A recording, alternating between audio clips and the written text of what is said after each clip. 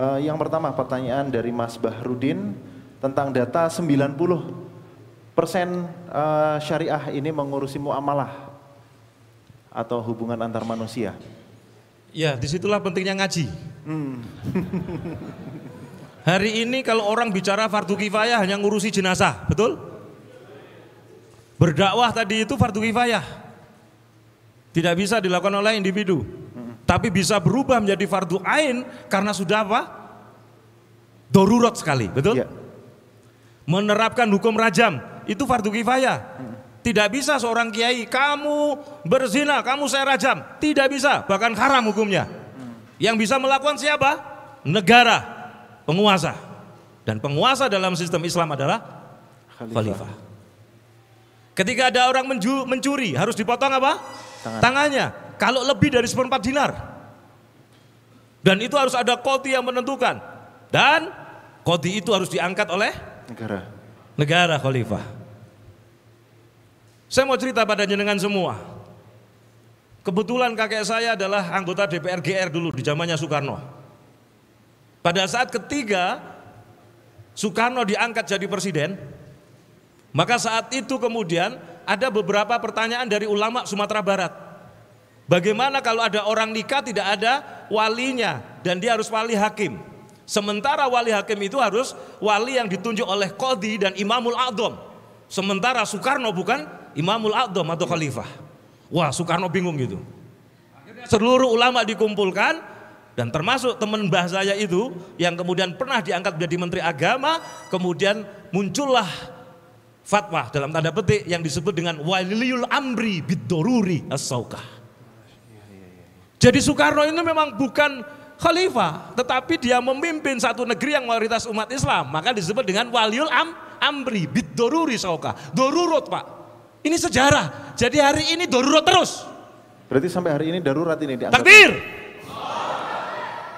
Mbah saya anggota DPR GR, muridnya Hadratus Syekh Hasyim Asy'ari.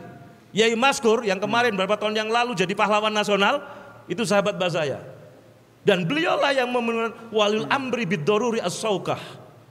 Jadi sebenarnya para ulama sadar apa yang terjadi hari ini itu tidak sesuai dengan Islam. Sampai kemudian diberi gelar apa? Walil amri bid-daruri as-saukah.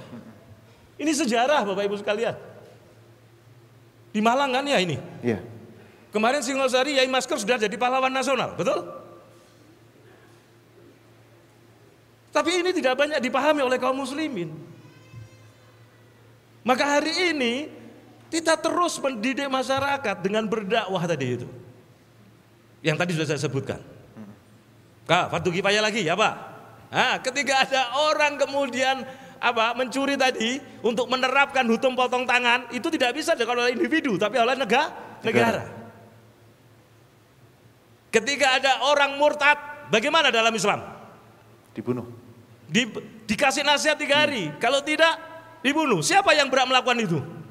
Negara. Tidak bisa kemudian misalnya saya seorang Habib, kamu murtad, saya penggal. Tidak bisa, salah kita. Maka tadi pentingnya ngaji. Ngaji. Terus dakwah. Saya punya istilah pas. Pahami Islam, amalkan, ajarkan, siarkan Islam di tengah-tengah masyarakat. Takbir. Allahu Akbar. Bagaimana persiapan kita Pak? Mulai hari ini kita memantaskan diri agar kita ditolong oleh Allah Subhanahu wa Ta'ala.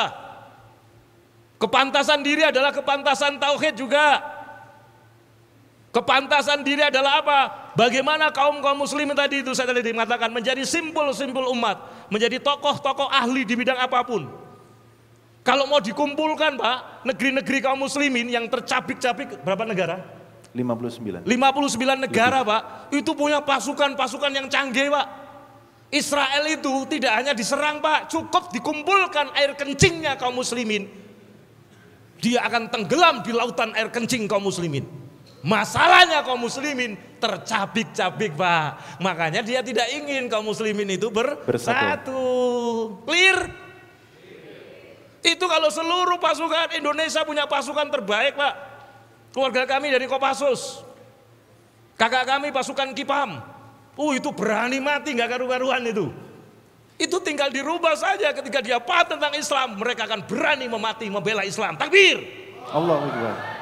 Ini persoalannya bagaimana kita sekarang mendakwai, mengedukasi masyarakat terus menerus. Jenengan di majelis taklim apa? Irsyadul Ibad. Bikin materi berseri, Pak. Pahamkan akidah, pahamkan syariah, pahamkan saksiyah, pahamkan dakwah.